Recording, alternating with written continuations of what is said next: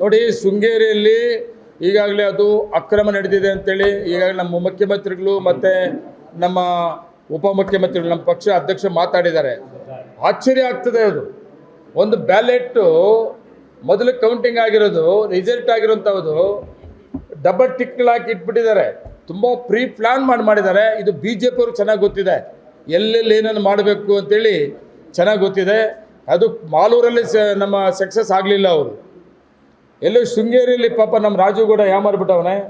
ಕೋಲಾರದಲ್ಲಿ CBSE ಸಿಲೆಬಸ್ನ top school ಪಟ್ಟಿಯಲ್ಲಿರುವ Arka international ಸ್ಕೂಲ್ನಲ್ಲಿ 2026-27ನೇ ಸಾಲಿನ ನರ್ಸರಿಯಿಂದ 10ನೇ ತರಗತಿಯವರೆಗೆ ದಾಖಲಾತಿಗಳು ಪ್ರಾರಂಭವಾಗಿದೆ. ಹೈಟೆಕ್ ಸ್ಕೂಲ್ ಬಿಲ್ಡಿಂಗ್, ಆಟದ ಮೈದಾನ, ನುರಿತ ಶಿಕ್ಷಕರು ಹಾಗೂ ವಿದ್ಯಾರ್ಥಿಗಳಿಗೆ ಕ್ರೀಡಾ ತರಬೇತಿ ಜೊತೆಗೆ ಸುರಕ್ಷಿತ ಬಸ್ ವ್ಯವಸ್ಥೆ ಕಲ್ಪಿಸಲಾಗಿದೆ. ನಿಮ್ಮ ಮಗುವನ್ನ ದಾಖಲು ಮಾಡೋದಕ್ಕೆ ಹಿಂದೆ ಭೇಟಿ ನೀಡಿ. Arka international school, Maderahalli. BJP candidate ತುಂಬ ಆಕ್ಟಿವ್ ಆಗವನೆ. ಅದು ಎಲ್ಲೋ ಒಂದು ಕಡೆ ಹೆಚ್ಚು ಕಮ್ಮಿ ಆಗಿದೆ.